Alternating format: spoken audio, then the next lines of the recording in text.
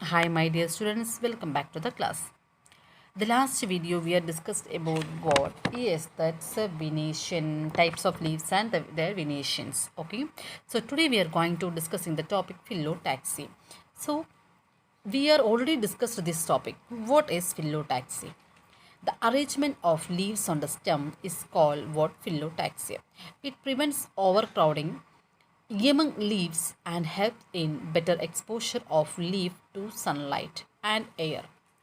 Actually, it is five types, but in your textbook given main three types only. Okay, so there is alternate, opposite, desiccate, whorl, spiral. These are the five phyllotaxy. So first one is alternate phyllotaxy.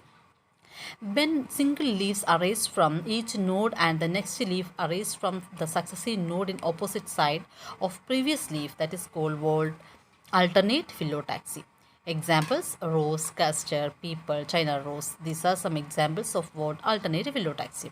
And next is opposite phyllotaxy. This opposite phyllotaxy means when two leaves arise on each node, that's say opposite side, okay, opposite to each other.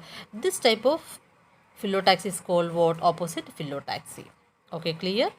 Yes, examples tulsi, jasmine, goa. These are the examples. And next is desiccate. So this desiccate phyllotaxy means two successive pairs of leaves occur perpendicular to each other. This is what desiccate phyllotaxy. Example: Catharanthus roseaceus. Okay. And next is whorl phyllotaxy. What is this whorl phyllotaxy?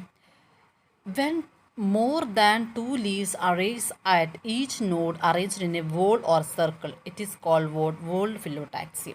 Example: oleander, others nerim, asparagus. These are the examples of what? Whorl phyllotaxy. And next is spiral phyllotaxy.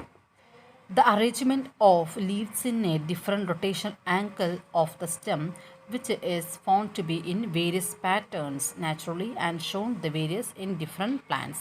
This is what spiral phyllotaxy. Okay.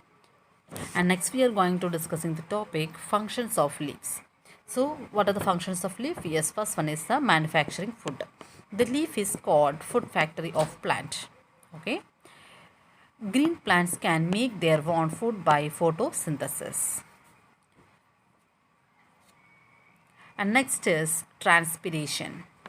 The excess of water absorbed by the root hair is lost through stomata, and stomata are present in the lower surface of the leaves.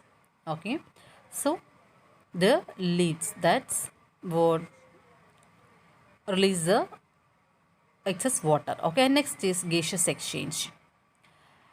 You know that the plants that exchange take place through the stomata present on the leaves. Okay, and next is storage of food. In some plants like onion leaves are modified to store food. For this purpose, leaves are thick and fleshy. Okay, and the next is what? Vegetative propagation.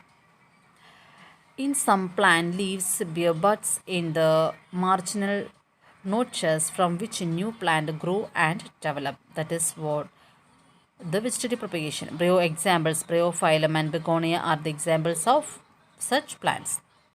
Okay, thank you.